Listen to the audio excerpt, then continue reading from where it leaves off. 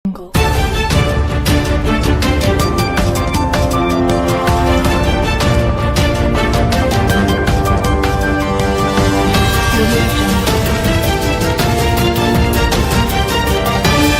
ኃይሎች ፈጣን የማጥቃት ከውጊያ ሰንጠረዡ የተፋቀው 12ኛ ክፍለ ጦር ትላንት ስናነሳ የነበረው ያው ሰብሰብ ብሎ አይታችኋል። የብርሃኑ ጁላ ምርኮኞች ማይረባ አጀንዳ 12ኛ በዚህ ወቅት ህዝብን አስቀድሞ መነጋገር ያስፈልጋል። እጅ ሰጥተናል ሲሉ ነበር። የ12ኛ ክፍለ ጦር ዋና አዛዥ በፋኖ ኃይሎች ፈጣን የማጥቃት የመስከረም 15 በተደረገ ጦርነት 12ኛ ክፍለ ጦር ትላንት ስናነሳ መረጃው ከዚህ በፊት መሰጠቱ ይታወቃል። ኮሎኔሉ ከዛሬ መስከረም 17 ማለዳ ድረስ በጋሸና ጤና ጣቢያ ሕክምና እየተደረገለት ቆይቶ ጉዳቱ ከጤና ጣቢያው አቅም በላይ በመሆኑ በሄሊኮፕተር ለመውሰድ ከባህር ዳር የተነሳች የጦር ሄሊኮፕተር ጋሸና ከተማ ሁለተኛ ደረጃ ትምህርት ቤት ግቢ ውስጥ አርፋለች።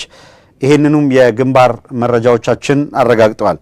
ኮሎኔል ደሞዝ ከመስከረም 15 ጀምሮ ላለፉት 3 ቀናት ከፍተኛ የደም መፍሰስ አጋጥሞታል። መረጃዎቻችን እንደሚሉት በጤና ጣቢያው በኩል ሲደረግ የነበረው ሕክምና ውጤት ያላስገኘ በመሆኑ እሱን ለማትረፍ በሚል ሄሊኮፕተር ልከው ጋሸና ከተማ ትምህርት ቤት ግቢ ውስጥ ያረፈችው ሄሊኮፕተር ይህንን የ12ኛ ክፍለ ጦሩን አዛዥ ኮሎኔል ደሞዝ ይዛ እንደሄደች ነው የመረጃ ምንጮች የሚጠቁሙት።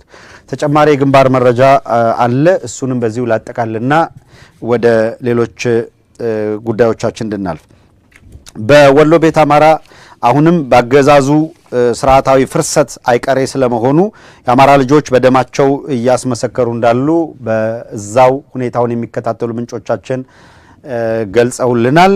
እነዚህ ደግሞ ወታደራዊ ስትራቴጂክ ስፍራዎች በፋኖ ኃይሎች በቁጥጥር ስር መዋላቸው እየተነገረ ነው። የትኞቹ የሚለውን አሁን እናሰማቸዋለን።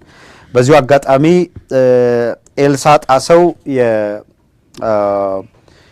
የጎልድ ሜምበር ጎልድ ሰፖርት ሜምበር ሆና ተመዝግባለች። በጣም እናመሰግናለን። ሌሎቻችሁ እንድትመዘገቡ አብዝተን እናበረታታለን። ኤልሳ ጣሰው በጣም እናመሰግናለን። የጎልድ ሜምበር ሆና ተመዝግባለች። ሰገነት ደመቅ እያደረጋችሁት ሂዱ። በሰሜን ሰገነት ባይዘው ትንሽ ከፍ ያለ ነው። አንዳንዶቹ እንደዚህ አንጋጣው ካልሆነ ወደ ሰገነት እኮ ጎንበስ ብላ አታይም። በትዩም ካየ ሰገነት አይታይም። ከፍ ስትል አንዳንዶቹ ይደነግጣሉ። ሰገነት የሚለውን ሲያዩ ወዴት እየተሄደ ነው ምናምን ብለው እስቲ ጨመር አሉ። በጎንም በግራም ያለው ብርዱ ይጨምር። በሰሜን ወሎ ካሉ 12 ወረዳዎችና 7 ከተማ አስተዳደሮች ውስጥ ውጊያ ያልተካሄደበት ቦታ የለም ይላሉ የመረጃ ምንጮቻችን። በደቡብ ወሎ የምዕራቡን ክፍል ጨምሮ ባሉት 20 ወረዳዎችና 9 ከተማ አስተዳደሮች ውስጥ 16 ወረዳዎችና በ5 ከተማ አስተዳደሮች ውጊያ ሙሉ በሙሉ አሊያም በከፊል እየተካሄደባቸው ያሉ ቦታዎች እንደሆኑ የመረጃ ምንጮቻችን ጠቁሟል። ይህ በእንዲህ እንዳለ የብልጽግና ስርዓት እንደፈረሰ ያመኑ በርካታ አድማ ብተናና ሚሊሻዎች ለፋኖ በሰላም እጃቸውን እየሰጡ መሆኑ ነው እየተዘገበ ያለው። በየአቅጣጫው ግን ቁጥሩ እየጨመረ ስለሆነ አሁንም የዓለም አቀፉ ቀይ መስቀል ማህበር በፍጥነት በተለያያችሁ በውጭ ያላችሁ በትግሉ ሂደት ውስጥ ያላችሁ አካላት ልታግዙ ይገባል። ዓለም አቀፉ ቀይ መስቀል ማህበር ቶሎ እነዚህን ምርኮኞች የማይረከባቸው ከሆነ እንደገና እነሱን ቁጭ አድርጎ ሊቀልብ የሚችል ኃይል የለም። ሁኔታዎች አስቸጋሪ ይሆናሉ ነው። ትብብር ያስፈልጋቸዋል። የጦር ወንጀለኛው የብልጽግና አገዛዝ ሰሜን ወሎ ዞን ጉባ ላፍቶ ወረዳ ሳንቃ ከተማ ጤና ጣቢያ ላይ የድሮን ጥቃት በመፈጸም ሐኪሞችን ጨምሮ በርካታ ንጹሃኖችን መግደሉን መረጃዎች አመልክተዋል። ይሄ የድሮን ጥቃት በማህበራዊ ተቋም ያለው በጤና ጣቢያ ላይ የተፈጸመ መሆኑ የጦር ወንጀሉን ከፍ ያደርገዋል። ጤና ጣቢያ ላይ የተደረገ ግድያ ነው። በጤና ተቋማት ላይ በትምህርት ቤቶች ላይ ወዘተረፈ የጦርነት መክፈትና ጉዳት ማድረስ የጦር ወንጀል ነው። ይሄ በቪዲዮ በምንም ማስረጃ የተያዘ ስለሆነ ለሚመለከታቸው ፈጠን ብሎ ማድረሱ ጠቃሚ ነው የሚሆነው።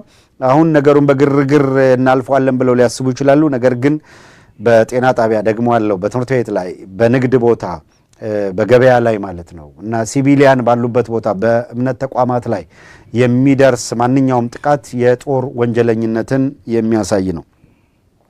ሌሎች አካባቢ ላይ እየደረሰ ያለውን ጥቃት ለማጣራት ጥረት እያደረግን ነው። ነገር ግን ኔትወርክ ሙሉ በሙሉ አቋርጠዋል። የተሟላ ቁጥራዊ መረጃ ማግኘቱ አስቸጋሪ ሆኖ ነው የዋለው። ይህም ሆኖ በርካታ አካባቢዎች የድሮን ጥቃት መፈጸማቸውን ያረጋገጡልናሉ። ከ10 በላይ በሰሜን ወሎ ቀጠና ብቻ የድሮን ጥቃቶች አድርሰዋል። አብዛኛዎቹ የድሮን ጥቃቶች የተፈጸሙት የሲቪሊያንስ ያሉበት ቦታ፣ ጤና ጣቢያ፣ ትምህርት ቤቶች ወዘተረፈ ላይ ነው።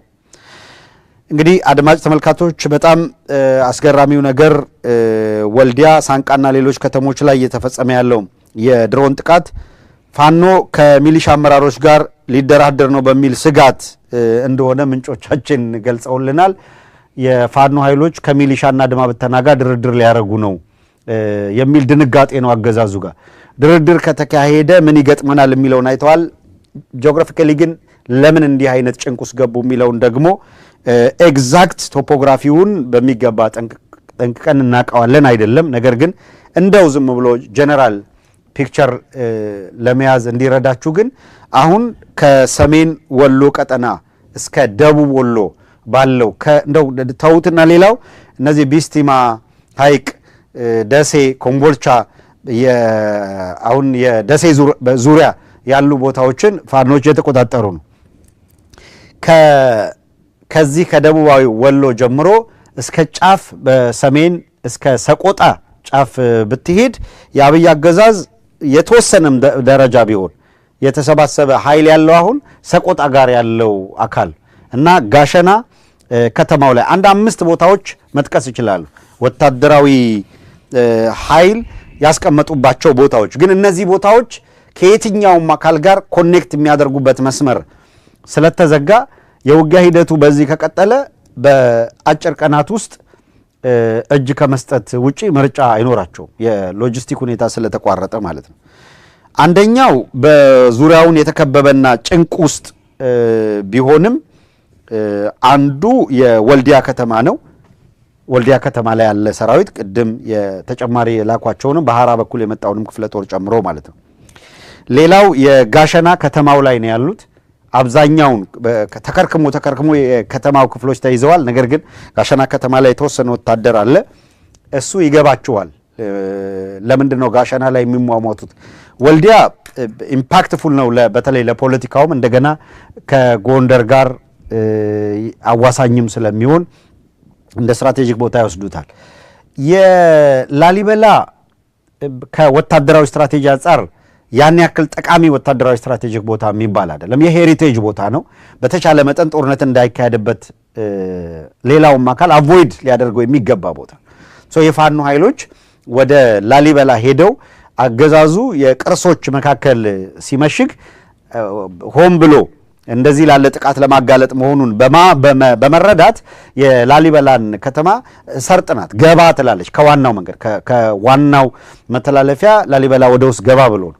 ምናልባት ወደ ላሊበላ የሚደረግ ውጊያ አንድ ስትራቴጂክ ቦታ ማውጣት ከተቻለ የአየር ማረፊያ እዛ መኖሩ ከዛ አየር ማረፊያውን ተጠቅሞ እንዳያጠቃ ለመከላከል ነው እዛ ጋር ውጊያ ሊያደርጉ የሚችሉ ተብሎ ነው እስከሚገባኝ ድረስ የሚታሰበው።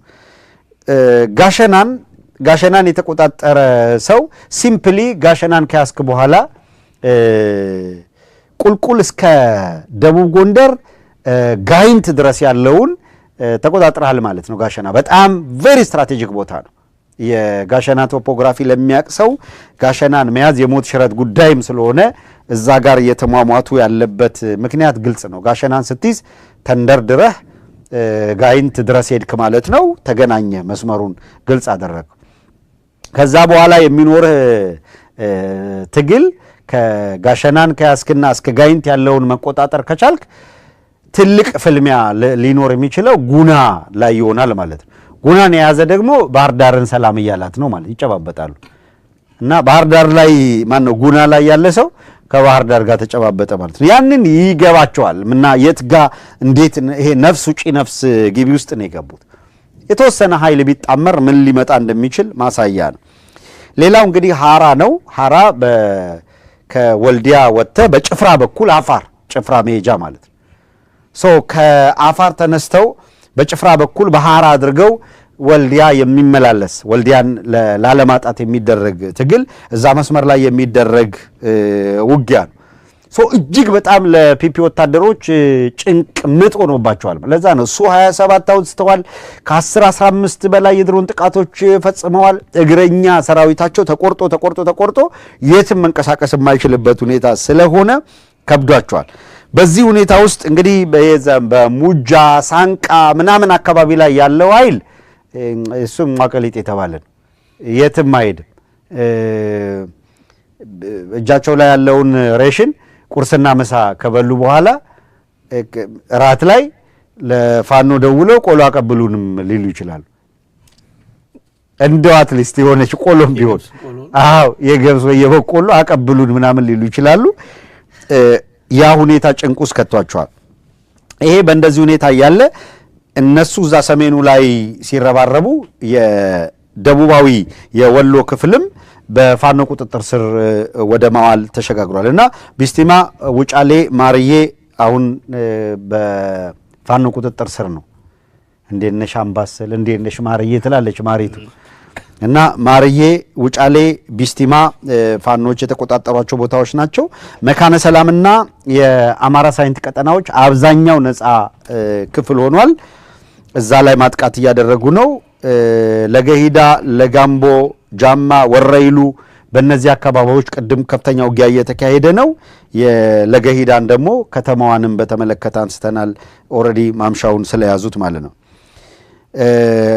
ሌላው ወደ አልቡኮ አካባቢ፣ ዳዋ ጨፌ፣ እነዚህ የፋኖ የተቆጣጠራቸው ናቸው።